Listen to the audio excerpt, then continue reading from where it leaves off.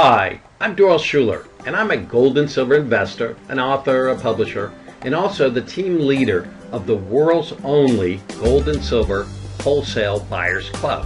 And I've just written a brand new book that I'm really excited about called The Definitive Guide to Storing Gold and Silver. And I tell you, this is one subject or topic that there's a lot of people who have a little bit of information on, but not a comprehensive amount of information on.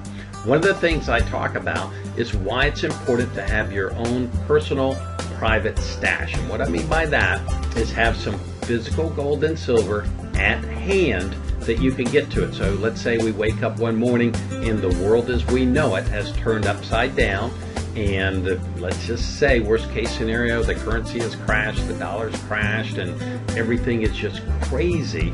And you have gold and silver, you want to be able to put your hands on it right away. You know, you want it somewhere in your home or office or yard or somewhere where you can get to it. It doesn't matter if you have hundreds of thousands of dollars of gold and silver, if it's in an off-site storage facility and it's hundreds or perhaps thousands of miles away, it's not going to do you any good in the short term. So having a personal stash is very, very important. So the next question becomes, well, okay, I think a personal stash is a good thing. What should I put in there? Because there's so many different options of gold and silver that we could put. So here's a couple things, and I'll walk you through it. So the easy answer is small stuff. So if we have, we wake up and things are bad and you need gold and silver to barter with because possibly the currency has crashed and you need to exchange for goods and services, you need something small. Items that are easily exchangeable and tradable.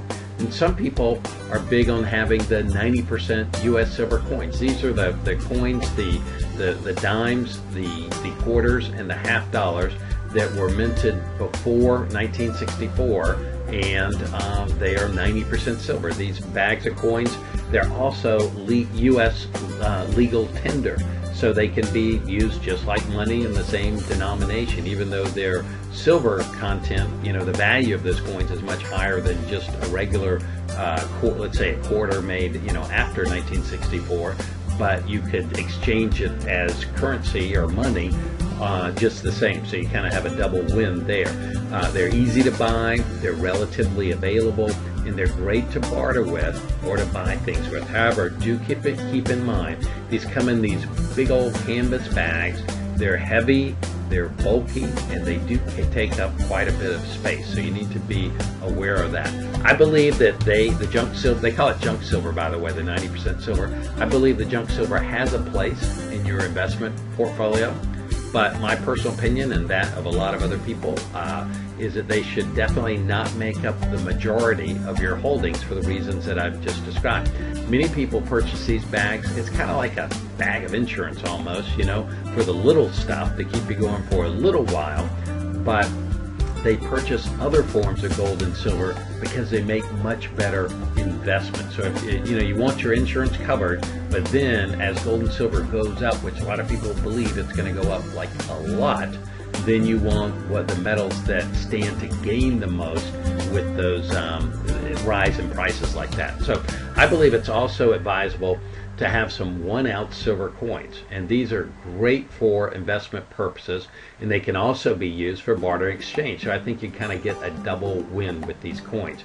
Keep in mind that during times of crisis, it's possible that the gold and silver prices could shoot through the roof, and who knows how much gold and silver could be worth at that time. And on this slide here is the United States Silver Eagle coin and the Canadian Maple Leaf silver. These are both 1 ounce coins minted by the respective governments. So we don't know how much gold and silver, how high the prices could go. So here's the idea. You may not want to walk into your grocery store and have a 100-ounce bar of silver that you plunk down on the counter in exchange for groceries, because at times like that, it's possible a bar like that could be worth $5,000 or even much more.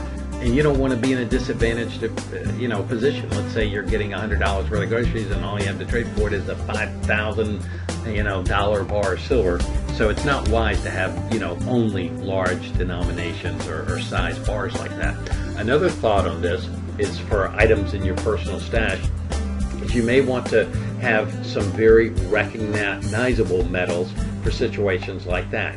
Name brand coins such as the silver American Eagle coins, or the gold and silver and gold American Eagle coins as well, or the gold and silver Canadian maple leaves. And I think these are excellent choices for that. The gold and silver Eagle coins are minted by the United States government, and the gold and silver maple leaves are minted by the Canadian government. They're both legal tender in their respective countries for those governments, and they're recognized and accepted all over the planet. So there's lots and lots and lots of coins from all kinds of countries all over the world, and many of them are very good, but I'm just telling you that these two coins for the United States and Canada are excellent choices that are very respected and very accepted coins anywhere you could go, just about anywhere in the world. And you always have the option of buying generic rounds for slightly lower premium or margin above spot. So if you have a generic silver gold round, and these coins are minted by private mints, and they're not backed by a government, and they're not legal tender, if you have those coins, it's possible. No one knows how things may develop and what the future holds for any of us. But it may find it more challenging to get people to recognize and accept these generic coins. In normal times, the generic rounds, they should be just fine. But in a worst case scenario, it may be best to stick to the name brand coins that are instantly recognizable and accepted. Because if you get a coin like this and you go in and you put it on somebody's counter, they look at it, they don't recognize it, they don't know, and when in doubt, the easiest answer is no. But if you put a silver American Eagle coin, everybody knows what that is, it's backed by the U.S. government, it just, to me, my personal opinion, it's worth the slightly higher margin to pay as kind of like an insurance premium. It's much more worth it to me to go with the name brand coins than the generic rounds. So, and you may also choose to have some silver and gold bars on hand as well. And if you do, I encourage you to stick to the lower weight bars, like 1 ounce, 5 ounce, 10 ounce, that kind of thing. You can get them in almost any size that you want to. And you can buy generic gold and silver bars, and you can buy the name brand ones that are recognized by producers like Engelhart, Johnson Matthey, and Credit Suisse are some of the most recognized name brand bars that you can get anywhere. And again, you can walk into anywhere and put them down, and just about anybody recognizes them the world around. So the name brand bars, they do cost a little bit more premium. Sometimes I tell people this is like getting maybe a polo shirt compared to a no-name shirt. You pay a little bit more for the name and the brand, but it also, many times in normal market conditions, you get that premium for the name back when you sell it. That margin stays with it, so you recoup it when you sell. And then in a worst case scenario, I think it's that little bit of insurance that it buys you is well worth the little bit of extra cost that goes with it.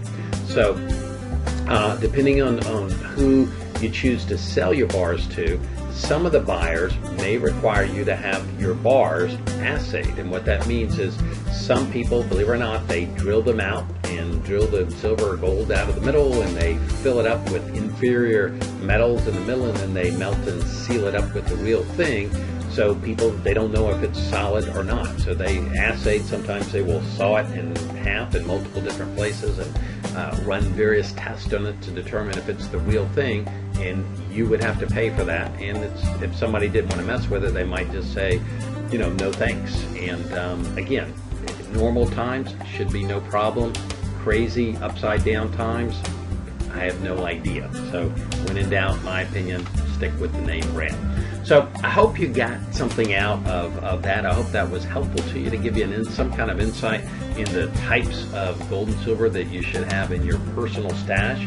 And in my book, The Definitive Guide, you will find lots of other ways to, all right, so you get your stash and you figure out, I need 1, I need to have a stash. 2, I know what I want to put in my personal stash. And 3, what do you do with the stash? Where do you put the stash? What are the options? Where should I put it? What's safe? What's safe for me? What's safe for my metals? So you will find a ton of information in my new book. And it starts with the simple, easy, quick methods. That some of the methods are totally free, and for people who have only small quantities of gold and silver, and it ramps on up to storage options that go all the way up to people with substantial quantities of gold and silver, and gives insights and information on creating a global diversified storage plan, which is really cool. And I've created a website, buysilveratcost.com/videos. And on that site, I've taken some of the videos that I've created from some of the chapters in the book, and I've placed them on the site for your viewing totally free. Not all the chapters are on videos, but some of them are. And you could go there and watch some of them and learn some more information on storing gold and silver. Also, if you'd like to pick up a copy of my brand new book on Amazon, you can hop over there and pick it up. There's the link at the bottom will take you right there, or you can just go to Amazon and type in the name of the book and it'll come right up. Or below this video, there's a hyperlink to Amazon. You can click that and that will take you there as well. Let me give you one word of caution, okay? As I mentioned before, storing gold and silver is serious business. If you do it correctly, everything is good. Life is good, and you can sleep well knowing that you're safe and protected, and you've got your gold and silver, and you know where it is, and you know nobody's going to get it, and nobody's going to get you because you have it. On the other hand, if you just make one mistake with this, it can be devastating. I mean, it can be where you could lose everything you have overnight, and worst case, you know, you could lose your life. This is serious stuff. And some people, if you lost all of your metals, they wouldn't be able to recover from that.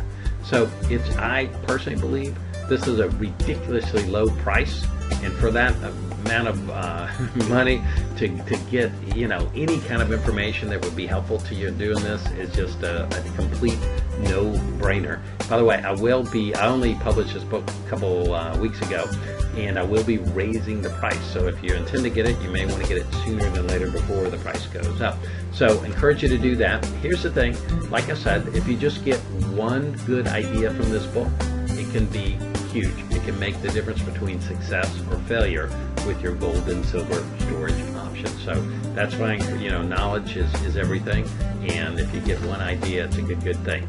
So what are some of the options to do next? Number one, you can, this right what you see here in the gray is similar, not totally exact, but similar to what you see down below the video. And that first link with the red arrow on the left that's pointing to, that's the link to the Amazon, where you can click that to go buy the book if you wish. Or if you'd like to get more information, you can click the arrow on the right, the red arrow that's pointing to that link. You can click that link, and that will take you to my personal blog site, which is jam-packed with tons of information, more information about the book, and lots of information on gold and silver. I encourage you to check that out. And the link at the bottom, or the website, buysilveratcost.com/videos, is where you can go to check out some of these other videos on the site. So I want to thank you so much for watching this video. I hope you found it helpful and informative, and I want to wish you great luck and success with your gold and silver investing. This is Doyle Schuler. Thank you so much, and I look forward to hopefully crossing paths with you sometime in the future. All the best.